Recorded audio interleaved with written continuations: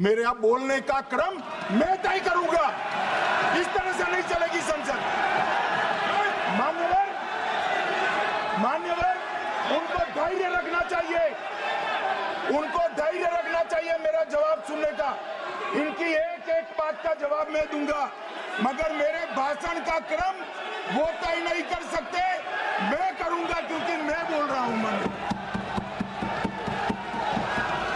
ये घबराया हुआ रिस्पॉन्स है, ये डरा हुआ रिस्पॉन्स है। अब सुनिए पूरी बात, प्लीज मानिए। नो, सच्चा रिस्पॉन्स नहीं है।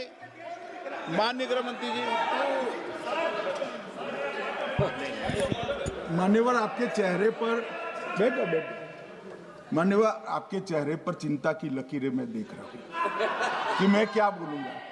मैं उनके उकसावे में नहीं आऊंगा, मैं मेरे विषय पर बोलूंगा। मान्यवर, मैंने इतना ही कहा कि मैं मेरे भाषण का क्रम मैं तय करूंगा। मेरे भाषण का पहले क्या बोलना, बाद में क्या बोलना, मैं तय करूंगा। और मैं मानता हूं कि हर एक वक्ता का ये अधिकार है, उनका भी है, मेरा भी है। कल वो बोल रहे तो हम ऐसा थोड़ी ना बोले आप झूठ क्यों बोल रहे हो। हम नहीं बोले, नहीं बोल सकते साहब। वो माननीय विपक्ष के नेता है, वो बोल सकते अपना भाषण। मान्यवर, और मैंने तो ये भी कहा, मेरा पूरा भाषण छूट कर कुछ बच जाता है तो आप पूछिएगा, मैं जवाब दूंगा। मगर अब धैर्य भी चाहिए और सुनना भी चाहिए, दोनों चीजें करनी पड़ती है।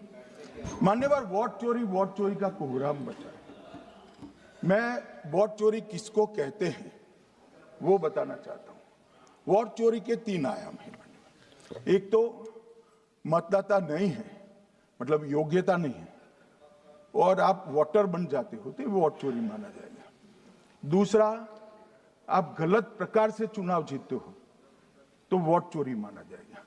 और तीसरा, जनादेश को डिफाई करते हो, मतलब वोट के विपरीत आप कोई पद प्राप्त कर लेते हो तो भी एक प्रकार से वोट चोरी होता है। अरे सुनो ना, क्यों जल्दबाजी करते हो मानिकम, क्यों? अब मैं 3 वोट चोरी की घटनाएं बताना चाहता हूं।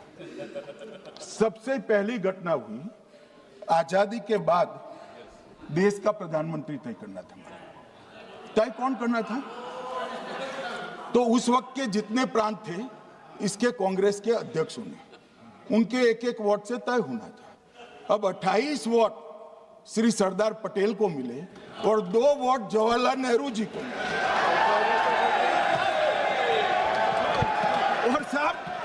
और साहब प्रधानमंत्री जवाहरलाल जी बने।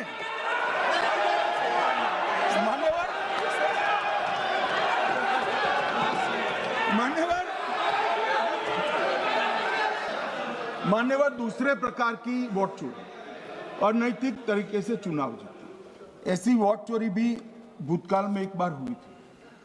श्रीमती इंदिरा गांधी रायबरेली से चुनी गई। इलाहाबाद हाईकोर्ट में श्री राजनारायण पहुंचे कि चुनाव नियमों के अनुसार नहीं हुआ। इलाहाबाद हाईकोर्ट ने ये तय कर दिया कि श्रीमती गांधी ने उचित तरीके से चुनाव नहीं जीता है, हम इसको रद्द कर देते।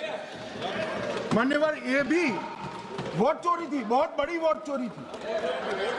और उसके बाद में क्या हुआ? उसके बाद में वो वोट चोरी को ढकने के लिए संसद में कानून लाए कि प्रधानमंत्री के खिलाफ कोई केस ही नहीं हो सकता। मैं विपक्ष के नेता को कहना चाहता हूं, इम्यूनिटी की बात आप चुनाव आयोग की पूछ रहे हैं, इसका तो मैं जवाब दूंगा, इम्यूनिटी का। मगर ये इम्यूनिटी जो श्रीमती गांधी ने दी थी, इसके लिए आपका क्या कहना है?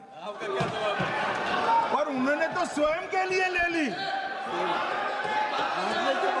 उनका आरोप है। ऐसे नहीं चलता मान्यवर, आप जब बोले। मान्यवर, विपक्ष के नेता ने कहा कि आपने चुनाव आयुक्तों को इम्यूनिटी दी। इनका आरोप सत्य नहीं है, मैं इसकी बात बाद में करता हूं। परंतु हमने तो चलो मानो चुनाव आयुक्त को इम्यूनिटी दी, श्रीमती गांधी ने तो अपने आप को इम्यूनिटी दी। और फिर जब ये संवैधानिक सुधार के वायरस चैलेंज हुए तो वो केस जीतने के लिए 2, 3 और 4 नंबर के सर्वोच्च न्यायालय के जज को बाईपास कर चौथे नंबर के जज को चीफ जस्टिस बनाया और वहां केस भी जीत लिया। और मानने वाले तो इतिहास है, कौन झुठला सकता है? इनको कोई पढ़ाता नहीं है इतिहास, ये तो इतिहास है, सर्वोच्च अदालत और संसद के रिकॉर्ड में रखा हुआ इतिहास है। इसके खिलाफ लल्लन सिंह जैसे कितने लोग पूरा जीवन लड़े बिहार में, इमरजेंसी के खिलाफ जेल में गए, लाखों लोग गए। और तीसरी वोट चोरी कहना चाहता हूं, तीसरी वोट चोरी का प्रकार मैंने बताया था कि योग्यता नहीं है और मतदाता बन जाना। अभी एक वाद पहुंचा है, वाद मतलब डिस्प्यूट पहुंचा है दिल्ली की सिविल अदालत में। उसमें डिस्प्यूट ये है कि सोनिया गांधी जी इस देश की नागरिक बनने से पहले मतदाता बने। मैंने इतना ही कहा है कि अदालत में केस चल रहा है जो फैक्चुअल है। अब जवाब तो उनको अदालत में देना है, सोनिया जी ने यहां क्यों दे रहे? अदालत में जवाब देना है। File the case on Madam Sonia Gandhi's voting on that 80. Sir, that Ross Avenue court dismissed that case without, there is no substance in that case. After that, the same person given an appeal. Gandhi not even voted in that election. I am challenging Home Minister. Okay. Sonia Gandhi not even voted that election. Can you prove it? Can you prove it? Sir, misleading statement a Home Minister doing. Sir, you are. What is this, sir? एक minute. नमस्कार दोस्तों, आप देख रहे हैं जमुई जागरण में एक बार आपका फिर से हार्दिक स्वागत है। मैं हूं हरीश कुमार। तो दोस्तों देखिए, सदन में किस तरह से एक तारीख पार देश के होम मिनिस्टर राहुल गांधी पे चिल्ला रहे हैं, किस तरह से मतलब गुस्सा हुए हैं आप देख सकते हैं। इनका कहना है कि तुम मेरे तय बोलने का तय सीमा तुम नहीं कर सकते हो, हम कब बोलेंगे या नहीं बोलेंगे ये तुम तय नहीं कर सकते हो।